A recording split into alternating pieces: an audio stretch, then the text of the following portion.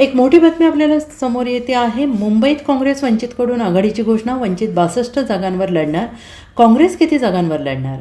मुंबई महानगरपालिका निवडणुकीच्या पार्श्वभूमीवर गेल्या काही दिवसांपासून प्रकाश आंबेडकर यांच्या वंचित बहुजन आघाडी आणि काँग्रेस यांच्यात मुंबईतील जागा वाटपाबाबत चर्चा सुरू होत्या. अखेर आज वंचित आणि काँग्रेसने एकत्रित पत्रकार परिषद घेत आघाडीची घोषणा केलेली आहे. मुंबईत वंचित बहुजन आघाडी 62 जागांवर मैदानात उतरणार आहे. काँग्रेसचे प्रदेश अध्यक्ष हर्षवर्धन सपकाळ यांनी म्हटले की भारिपसोबत आमची आघाडी होती. 1999 नंतर राजकीयदृष्ट्या आम्ही एकत्र नव्हतो. 25 वर्षांनंतर आघाडीच्या घोषणेचा मला आनंद होतो आहे. काँग्रेस आणि वंचित हे नैसर्गिक मित्र आहेत. काँग्रेस आणि वंचितमध्ये चांगलं नातं आहे आणि असं म्हणत त्यांनी मुंबईत वंचित आणि काँग्रेसच्या आघाडीची घोषणा केली. आमची आघाडी विचाराची आहे, सत्तेसाठी आमची आघाडी नाही. जागांपेक्षा विचारांना आम्ही प्राधान्य देत आहोत. हा संख्येचा खेळ आणि हा विचारांचा मेळ आहे. आमची आघाडी विचारांची आहे, सत्तेसाठी नाही. आजपासून आम्ही 2 मित्रपक्ष आहोत. मुंबई महापालिकेत वंचित आणि काँग्रेस एकत्र लढणार असंही ते म्हणाले आहेत. पुन्हा एकदा दृढ होत आहे.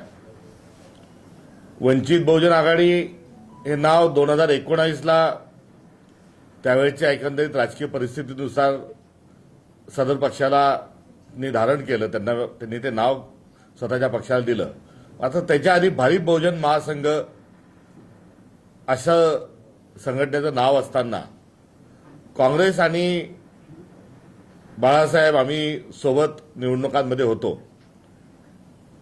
1998ला 13 महिन्याची जेव्हा केंद्र सरकारचं सरकार होतं त्यावेळेस आघाडी होती. 99ला काँग्रेस दुभंगल्या गेली. राष्ट्रवादी काँग्रेसचा त्यावेळेस जन्म झाला. तशा बाक्या परिस्थितीतही आदरणीय बाळासाहेब आंबेडकरजी हे आमच्यासोबत राहिले. आमचं अलायन्स झालं.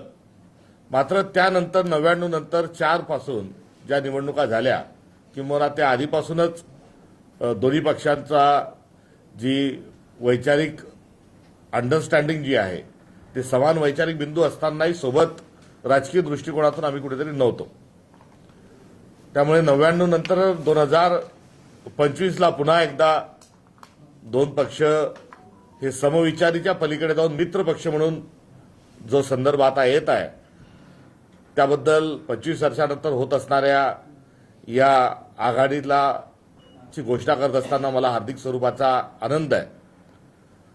आमची आणि वंचित बहुजन आघाडीची जी चा जो पक्ष आहे, 2 काँग्रेस आणि वंचित हे 2 नैसर्गिक पार्टनर्स आहेत. हा शब्द अलीकडच्या काळात बऱ्याच ठिकाणी वेगवेगळ्या संदर्भाने वापरला जातो. मात्र नैसर्गिक का आहे तर संविधानाला अभिप्रेत असताना भारत घडविणे हा आमचा पण पॉलिटिकल अजेंडा आहे आणि वंचितचा देखील तोच पॉलिटिकल अजेंडा आहे.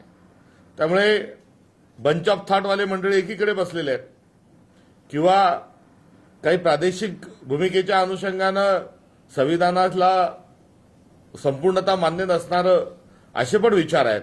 मात्र काँग्रेस आणि वंचित हे नैसर्गिक अलायन्स पार्टनर आहेत.